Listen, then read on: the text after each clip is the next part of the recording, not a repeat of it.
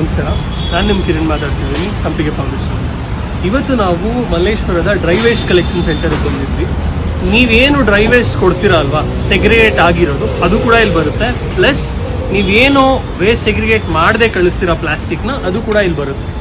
So ನೀವು ನೋಡ್ಬೋದು, ಈ ಸೈಡ್ ಬಂದ್ಬಿಟ್ಟು ಪೇಪರ್ ವೇಸ್ಟ್ ಇಟ್ಕೊಂಡಿದ್ದಾರೆ, ಈ ಸೈಡ್ ಪ್ಲಾಸ್ಟಿಕ್ ವೇಸ್ಟ್ ಇಟ್ಕೊಂಡಿದ್ದಾರೆ. ಒಂದು ರಿಕ್ವೆಸ್ಟ್ ಎಲ್ಲರಿಗೂ, ನಾವೆಲ್ಲ ಅನ್ಕೊಂಡಿದ್ದೀವಿ ನಮ್ಮ ಕಸ BBMP ಜವಾಬ್ದಾರಿ ಅಂದ್ಬಿಟ್ಟು. ಅದು BBMP ಜವಾಬ್ದಾರಿ ಅಷ್ಟೇ ಅಲ್ಲ, ನಮ್ಮ ಜವಾಬ್ದಾರಿ ಕೂಡ. ಸೊ ನಮ್ಮ ಮನೇಲಿ ಏನು ಮಾಡ್ತೀವಿ, ಊಟ ಆರ್ಡರ್ ಮಾಡಿ ಆ ಊಟನ ತಂದು ತಿಂದು ಆ ಬಾಕ್ಸನ್ನು ಹಂಗೆ ಕಸಕ್ಕೆ ಎಸಿತೀವಿ ನೋಡಿ. ಇದಕ್ಕೆ ಒಂದು 3 ದಿವಸ ಆಗಿರುತ್ತೆ. ಇದೇನಾಗುತ್ತೆ, ಹುಳ ಬರುತ್ತೆ. ಇಲ್ಲಿ ಸೆಗ್ರಿಗೇಟ್ ಮಾಡೋರ್ಗೆ ಎಷ್ಟು ಕಷ್ಟ ಆಗುತ್ತೆ ಅಂದರೆ, ಇದನ್ನೆಲ್ಲ ಈಚೆ ಬಿಸಾಕಿ ಅವ್ರು ಇದನ್ನ ವಾಪಸ್ಸು ಲೈಕ್ ಏನೊಂದು ಸೆಗ್ರಿಗೇಷನ್ ಯೂನಿಟ್ ಇರುತ್ತೆ, ಪೌಡ್ರ್ ಏನು ಮಾಡ್ತಾರೆ ಇದ್ರದ್ದು, ಅಲ್ಲಿಗೆ ಹಾಕ್ಬೇಕು. ಆದರೆ ನೀವೇ ಇದನ್ನ ಒಂದು ರೌಂಡ್ ಕ್ಲೀನ್ ಮಾಡಿಕೊಟ್ರೆ ಎಷ್ಟು ಅನುಕೂಲ ಆಗುತ್ತೆ ಅವ್ರಿಗೆ ಅಂದರೆ, ತಂದಿದ ತಕ್ಷಣ ಅವರು ಸೆಗ್ರಿಗೇಟ್ ಈಸಿಯಾಗಿ ಮಾಡ್ಬೋದು.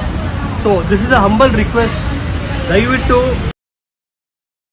ಈ ಥರ ಮಾಡೋದು ನಿಲ್ಲಿಸಿ.